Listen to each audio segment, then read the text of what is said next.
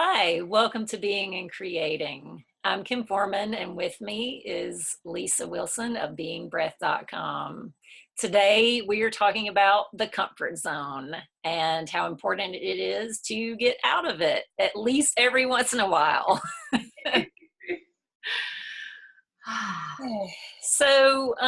When I was a little girl, I was maybe in fifth or sixth grade.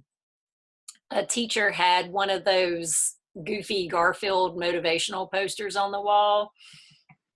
And for those of you who may not remember Garfield or never experienced him, Garfield is a cat and his sort of nemesis is doofy dog Odie, who's super sweet, and Garfield is not so much. So they're sitting in a tree together, this dog and this cat, and Garfield is looking sort of at you, and Odie is off with his tongue hanging out with this, doofy expression on his face. Exactly. And Garfield says, one doesn't know what one can do until one doesn't know what one can't do. And that has stuck with me through all of these years, but it cracks me up every single time I think about it. Because it's so true that when we ignore the things that tell us that we can't do something, or when we have no idea that what we're trying to do is impossible, then it's amazing what we can do. Right, exactly. If you don't know that you can't do it, then you just try anyway, and you find out, and sometimes you end up doing it. Oh my gosh. So often. I know. It totally, and I don't know what, bouncing, but this is all about comfort and everything. It reminds me of a story, actually. It's the Odie thing, it's the dog thing. I'm like, dog. But it reminds me of this story that I always think about when I think about comfort, because you have that poster in mind. And there was this story that I heard once that has stuck with me and influences how I react when I'm thinking about comfort zone versus this scary outside comfort zone. I think it's attributed to Les Brown. I think, yeah. And there was a story about this young guy who was walking past this house, and there was an older man on the porch, and there's a dog next to the older man who's whining and whimpering, just sitting there and whining and whimpering. And so he passes by, and he keeps doing this each day. He's out taking his walk, and he notices the same guy, same dog, same whimpering. Eventually, the younger guy goes up, and he asks the older guy, he's like, I noticed your dog is whimpering. Is he okay? And the older man says, well, he's sitting on a nail. And the younger guy goes, well, why doesn't he just get up? And the older guy said, well, doesn't hurt enough yet. And if you pause and think about the number of times that we are like, this is horrible and I hate this, and we're whimpering and whining and all of this, getting to that point where it hurts enough that we get up. That is that's that next move out of the zone thing, right? Absolutely. And sometimes it does. It takes just that extra, this is it, I can't take it anymore kind of moment before you're willing to push yourself into a new sort of scary phase of life or whatever. Right, exactly. It can take something catastrophic in some cases. Sadly, I know, but it's true. But that's what, sometimes it's that push. It's that little, too much. Yeah. So that leads me into this fantastic Sarah K. Peck quote. Risks seem insurmountable until you take action. Once you do, you are dealing with reality rather than theory, which makes it far less oppressive. How often have you built something up in your mind as being so scary and so overwhelming? And then, in fact, I think we were talking about this on the last the last episode. Yes. You just build it all up in your head, and then when you finally do it, you're like, this isn't really actually that bad. That's so true. That's right. That's right. It's like, it looks like this massive pile for the clutter, or this massive thing when you're sitting here and talking about, moving out into this scary and comfort, uncomfortable, like getting out of the sheets, no. But I love that quote, that it's just, when it becomes reality, it is just what it is. And I think that's something, when we talk about the being aspect of being and creating, I think that's something that's really important to kind of pay attention to, is that there is this idea of comfort, which is what we cling to. It's staying in the warm bed at night, or in the morning and not wanting to get up, There's the discomfort, which is the stuff that we generally avoid, the stuff that we push away, right? Everybody does. And then there's just awareness. And that's kind of like the isness of everything. And I think that's kind of like this ultimate practice out there that I'm not there, but it's fun to dip your toes every once in a while into this practice and be like, you're out and maybe you're on this, mile 2 of your run, or maybe 10 steps into your walk, and you're like, oh, uncomfortable, don't like this.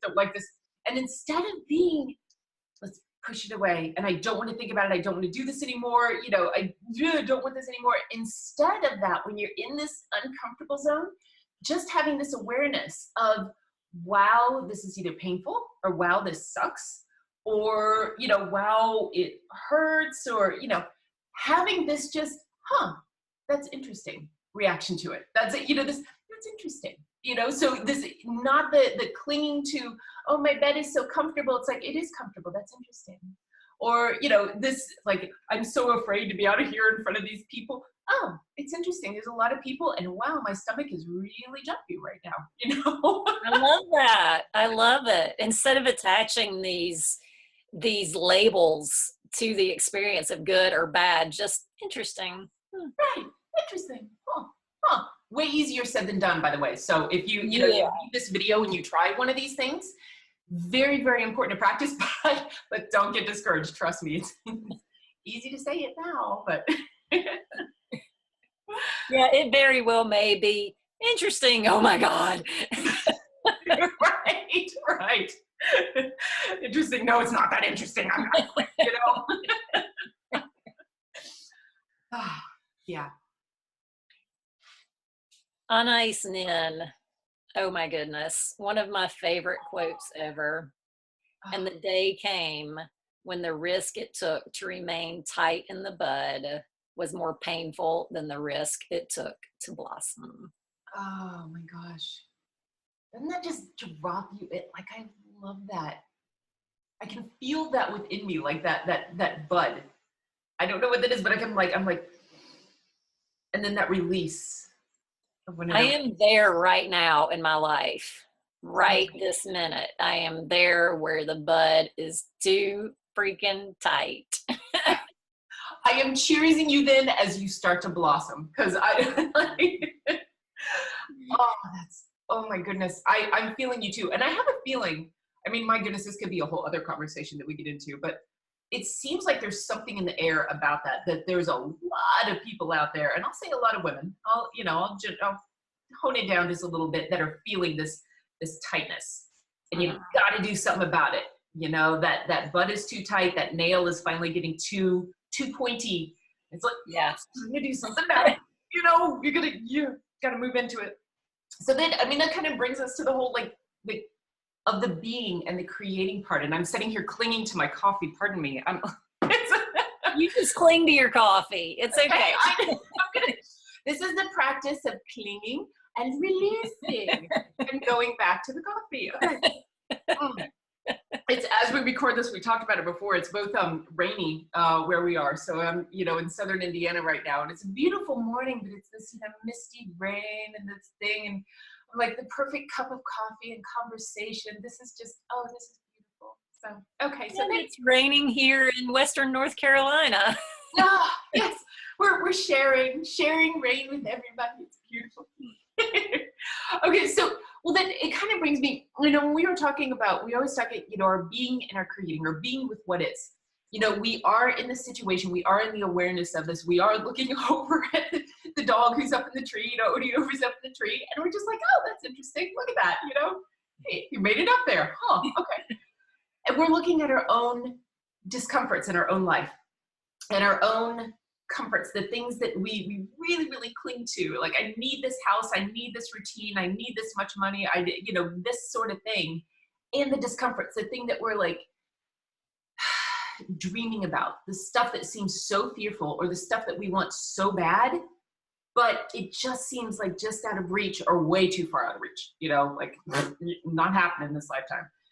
I think there is, when we talk about the creating aspect, like I have this like whole yin yang thing about tethering yourself to a why. And I use yin yang, and that's not the appropriate situation, so strike that. Anyways, creating, tethering yourself to a why. Okay, so it's like, if you've ever had, when you get the numbness in your leg, the tingles, or you're laying in bed and you get the crick in your neck from laying on the pillow the wrong way, and you're like, oh, this is really, really gonna hurt when I move, and I've got to move, but I know it's gonna hurt. And you just got to move through the discomfort, because you got to get through to the other side to make sure that you can release and get back into a different place, a better place, where your leg is not tingling and your neck is not cricked, but you got to move through that discomfort. You have that why. So there's many different situations I can think of. And, as you're listening to this, think of your own discomforts. And what's your why? What's your why that's pulling you through? Being uncomfortable isn't enough. Being uncomfortable sitting there on the nail, but it's not enough. We need that next part. Other hand, I just told you to tether yourself to the why. I'm telling you not to tether yourself to a why. I'm saying, on the other hand too, is don't attach to that. Don't attach to your motivations. Don't attach to that goal, because our motivations are always changing. So if you think about being uncomfortable, like in your body, because you have been eating unhealthy and gained some weight that is keeping you lethargic, right?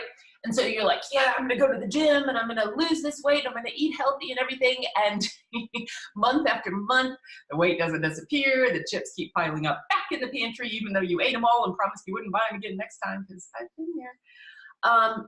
This keeps happening. And so you associate this discomfort, because going to the gym and, refraining from eating the good stuff is discomfort, with failure.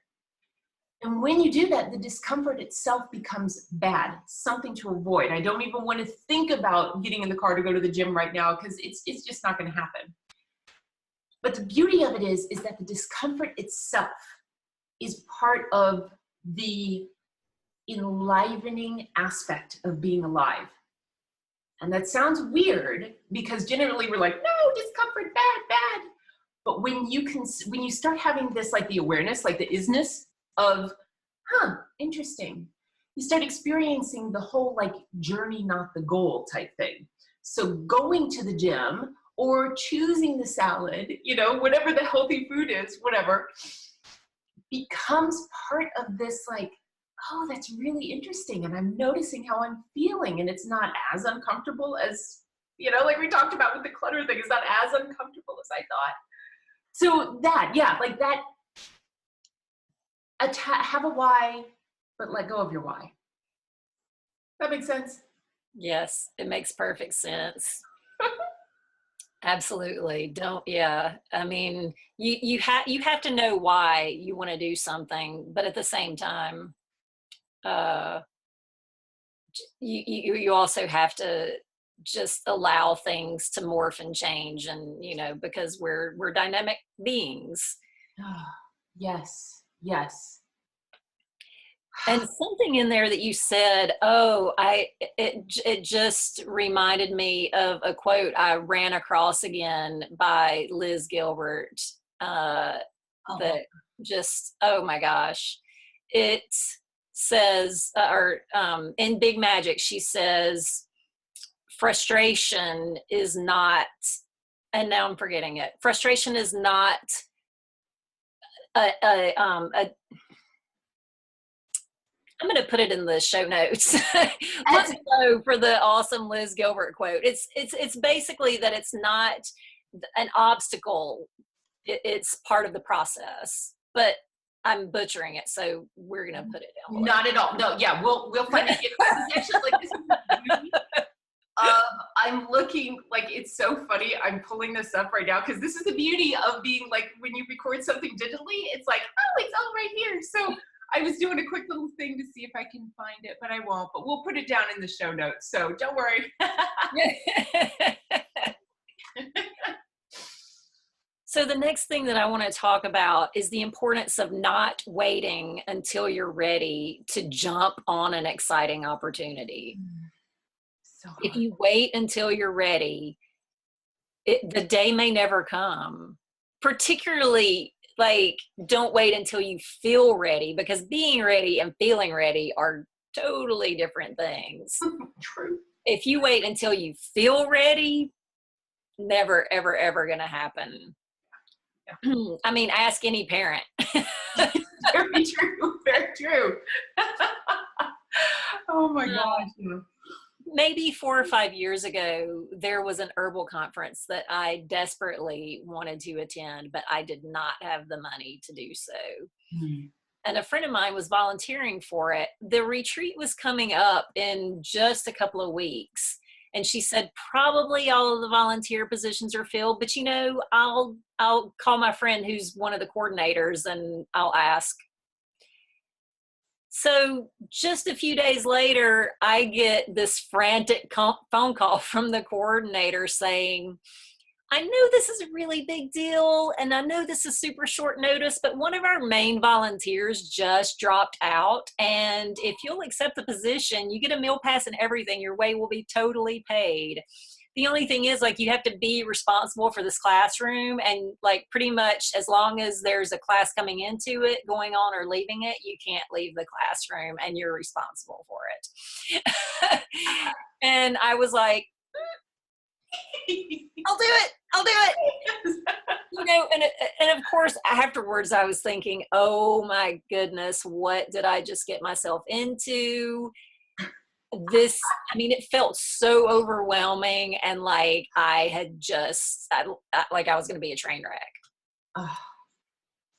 As it turns out, I wasn't a stellar coordinator that year, but I got it done. It was uncomfortable, but I did it, and there were no like major mishaps. Nobody died, right? It's all good. Yeah, it was fine. It was fine. Like, I did as well as anybody else in that position did, because each classroom had that same position. So the next year, though, I knocked it out of the park. I don't know what had changed in me. I guess maybe just the experience of like doing it when I was uncomfortable. The next year I went in there, I was like, I've got this, and I rocked it. And at the end of the event, the coordinators actually came up and gave me a huge hug and said, thank you so much. I know that I have nothing to worry about when it comes to your classroom. I know that it's just taken care of. Oh my gosh. That felt so amazing. And I would have never gotten to that had I not said yes far before I felt ready. That is so beautiful. I'm like, first of all, yay, Kim. I mean, I can't even begin to tell you the joy of discovering that you're good at something that you thought was so far out of your ability. Right. And your reach too, because you talked about it, you know, just like, you know, time-wise, financially, all these things. You're like, how in the world am I going to get here? There's no way. And yeah, I had just written off, like, when she said she was going to call her friend, I had just written it off. I was like, okay, you know. Okay, great. Thanks for that. Yes. But that totally speaks to this importance that I have to keep hammering home for myself too. And I put this in so many of like my things about the tiny steps, about the little steps. So what the first thing that you did was in here, you had this thought and you're like, oh, I'd love to go. And you kept thinking that over and over, and it's this little thought, and it led to that like routine where you just happen to be talking to your friend, and you could have been talking about anything. You could have been talking about the weather, or, you know, your partners or whatever, and you ended up saying that thing, which planted the idea. She made the call, and it's all these little itty bitty steps. And then you said yes. That little, it's 3 letters that came out of your mouth, a little thing, but it was that before you were ready. It wasn't that like, oh, I can see where these steps are going to lead, like, can you imagine if we all waited, if you would have waited and thought, are they going to tell me in 2 years that, I've got this and I'm a wonderful success in the classroom? Never. So I can't say yes, Right. Right. But look what happened. Like, it's just, I wish we had like confetti. I need a little thing, because that is such a beautiful story of being able to just go with it. And now, even today, I'm having a conversation with another person, and I'm not going to go into details about it because it's still like super in the like very seed, not even seed, but like opening up the little place for the seed stage. Oh, cool. but a far bigger, oh my goodness, what am I doing moment. So that's super exciting. So I'm living right now what I'm talking about. Is practicing what she is preaching, folks. Listen to this. And by the time we put this out, it'll be a week later. We record and we'll put this out. They actually have, solid plans for this thing. I don't know. We'll see. But it is about these small steps. And this is the beautiful thing. We all, every single one of us, I guarantee, I don't care, the most famous person that that seems the most confident is terrified. I guarantee it. That person has their comfort zone as well. And if I have learned anything out of all of my years of doing this online work and classes, and Kim has done, the same, taken classes, talked with all these people who are creating them, is that the most successful people are the ones who did exactly that, moved before they were ready. I promise you, about 95% of the classes that you will take, whether in person or whatever, people said, come on, we're going to do this, come on in. And then the organizer was like, crap, what am I going to do? I got to create something because now I have people signed up. That, honestly, that all of the time. So this whole, like, if they would have stayed in their comfort zone, that never would have happened. All these things wouldn't have happened. And this is mundane life too. We aren't just talking about, if you have your own business or, whatever, if you're asking for a raise at work, not just these bigger things either. It's the little things. It's like, okay, it's going to be uncomfortable for me to get off of Facebook right now because I'm scrolling and the next thing that I have to do, I don't want to do. The more that you practice these little steps in life, like having those thoughts about the herbal conference and saying yes, the more that you practice these little things, the more that you put yourself on the path towards that life that you want to be living. Because remember, you're always bouncing decision towards this way or this way or this way. So all of these little decisions matter. When Kim was talking about that she talked with her friend, that decision mattered. When her friend decided to pick up we don't pick up the phone anymore. I'm so used to that, I just some people won't get that when we pick up the phone. No, when we pick up the phone and call something, that was a little decision. All of these mundane decisions after you watch this matter.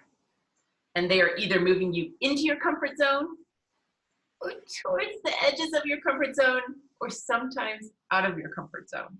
And that's what we're talking about. Keep moving this way, because that's where this feeling of aliveness comes. It's where the magic happens. Magic, baby. Woo-hoo. And the more you step out of your comfort zone, the size of your comfort zone actually increases. And so then you can take a step outside of that and out of that. And eventually you get to the territory where you thought may not even in your wildest imagination that was a possibility. I love that. Yes. Like this ever expanding, whoop, whoop, whoop, whoop, whoop, whoop, and then suddenly becomes, everything is just like a bubble. Ultimately, I would guess, just kind of disappears, and it becomes this just awareness thing of you are always just living whatever the decision or the occurrence that comes up. You're like, oh, okay, still, trust me, that fear will never disappear. But it's not, you're right, that comfort zone just keeps going bigger and bigger, and it's not as hard. It doesn't seem like as big of a step, right? Yeah, Yeah. Well, then there's two ways to do this. You can stick your toe in the pool and, slowly ease your way in. That way is actually, paradoxically, that way is the way that is the most painful. Because, if you think about it, when you're getting in the water and you're doing it like step by step by step, you're thinking about the next one coming. And, oh my God, my stomach's coming. It's going to be so cold. It is. Yeah, I've never gone past that. The waist part, you're like, no, that's enough. Okay. But that is a way, and that's that for some people. That's the only way that they feel like that they can do it, and that's fine. If that's your way, then go for it. And I'll throw it like before, the other way, but those little steps, sometimes that is the thing. Like you stick your toe, you're like, oh, that wasn't so bad. And so then your foot goes in and like within, a second, it's like, oh, the water isn't so bad.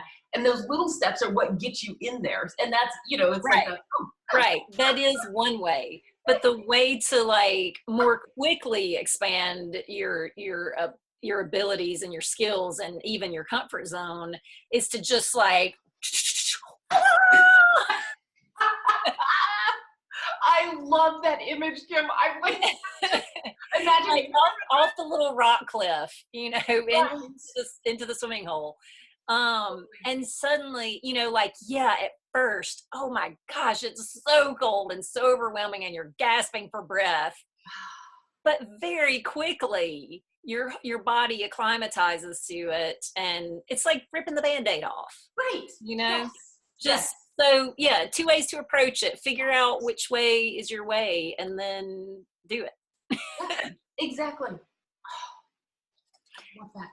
Was there anything else that you wanted to add before I don't think so. I mean, I could talk with you for hours and hours, and anybody who's listening in here, join in, but no, go. Yeah, we're okay. So I want to end with two quotes by one of my favorite authors and inspirational type people, Todd Henry. He wrote the book Die Empty. His podcast, The Accidental Creative, is amazing. I cannot even recommend either one of those enough. Yes, and we will put the links down there too. Amazing. Yes. Awesome. Yes.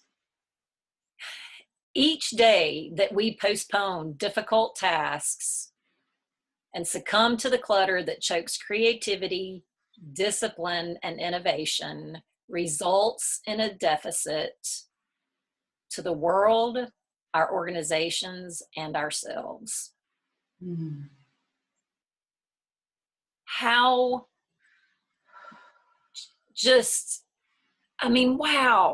wow, when you think of it like that, when you think of all of the things that you want to do, you're not just robbing yourself of the results of those actions. You're robbing the world.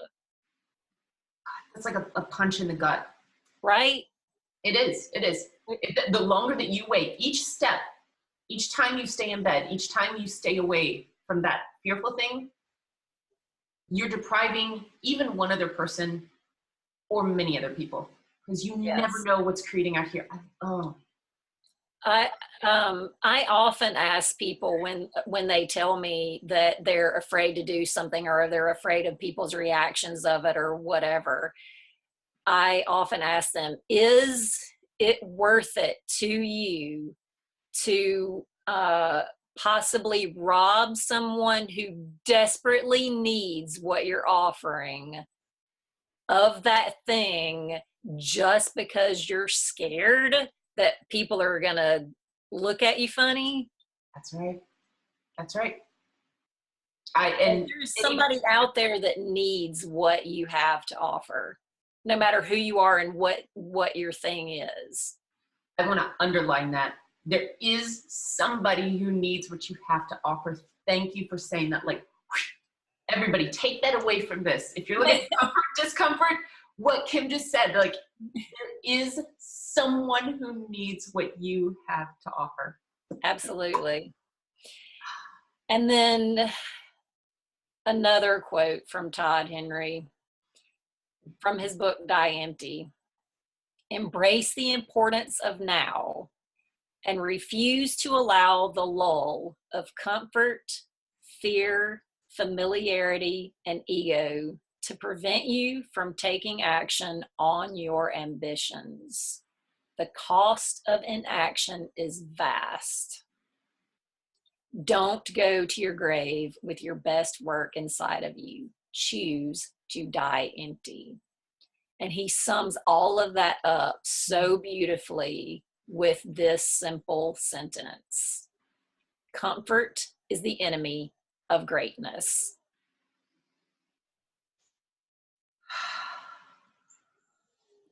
I feel like that says everything that we really wanted to say today. Just comfort is the enemy of greatness. Yes. I do want to roll back and explain. He's not talking about the comfort of sitting in your chair with a cup of tea and enjoying your relaxation, because it is absolutely 100% vital for you to have downtime in order for you to be able to go forth and do your thing, just like we were talking about last week. Yes. You know, do, and then rest. Right, exactly. But what he means is your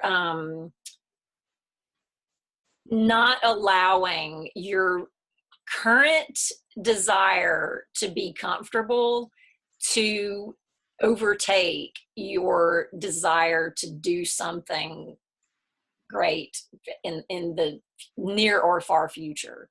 Put your goals over your immediate desire to binge watch something on Netflix. right. That immediate comfort versus the I know this is going to be better comfort. I love how you said that, not letting it overtake.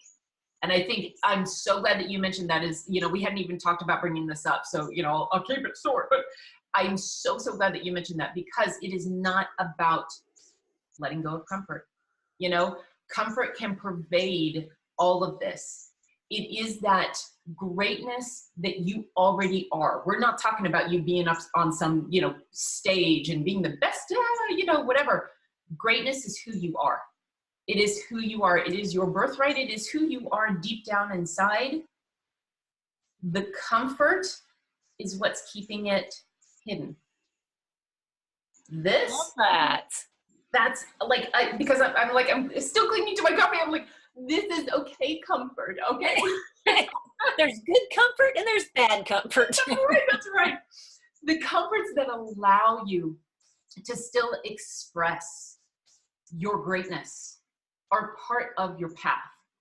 And when we talk about, I'm so glad that you talked about, the overtaking and everything, because when we're talking about moving into discomfort, it is that removing of those little barriers that are stopping your own greatness from being. It's the things that keep you from saying the things that you want to say.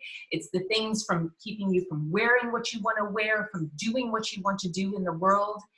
And that's what he's talking about, and that's what we've been trying to underline here, is all of this, that we are always talking about being your best self in the world. And this uncomfort zone, this discomfort zone, that's part of it, where you're expanding into, so that your greatness can be full. So I just came up with the in my own mind, for the first time, I came up with the difference between the two comforts. There is the comfort that prevents you from doing the things that you really desire in your life. Mm-hmm. And then there's the comfort that promotes you doing those things in your life. I love that idea. The comfort that promotes you to, yes. We could this spins off into a whole other conversation too. We need to have this whole other, visual podcast about comfort and, the comforts of, I hope that so many ideas in so little time. I know, seriously. I hope that whoever's watching this is feeling as much of this inspiration as we are. And I want to check, is there anything else before I Nope. because I want to keep going. I will throw this because if you will notice, and I'm gonna point this little thing out for anybody who has watched this till the end, because you can keep noticing this too. Each week thus far, I've had a different mug. This particular one is Michelle Berry Franco. I will try and put the link in there as well too, but the work that she does on speaking and with tenacity and grace, I just wanted to throw that out because I realized that's the one that I grabbed today. So I just wanted to give her a little shout out. So hi, Michelle. So anyways, this, I sincerely hope we've, 35, 40 minutes or something like that, being with us for this long requires a lot of attention. And I want to thank anybody who has made it to this point, who has listened to these ideas, who has absorbed them and taken us into your awareness, because these concepts that we are talking about, that Todd Henry has talked about, that all of these people that we've quoted have talked about, are really, really crucial to moving you to a different place in your life that you may want to be living. And that's what we're here for. That's why we're having these conversations. Wherever you may be viewing this, if you are viewing this over on YouTube, if you took a link from Kim's page, my page, whatever, please, seriously, we encourage you to leave us comments, because this is a conversation. This is where we are all growing together. You're not just watching us and saying, oh, that's pretty. You're watching us to grow on your own as well too. So again, depending on where you found this, Miss Kim Forman of Under the Kimfluence, and we'll have all the links like we did last time about where you can find Kim and her amazing work, and whatever may be coming soon that's planting the seed now, we'll find out. And I am Lisa Wilson with Being Breath, B-E-I-N-G, not B-E-A-N. I've got to figure out a different way to say that. So with beingbreath.com, we'll leave the links where you can find me as well too. Thank you once again for joining us for Being and Creating, and we look forward to seeing you next week. Make sure to, make sure if you want to either join Kim or subscribe to my newsletter or the YouTube channel so that you can make sure to get updates of all of our episodes. Thank you so much again, everyone, for joining us. Thank you. Good luck getting outside your comfort zone.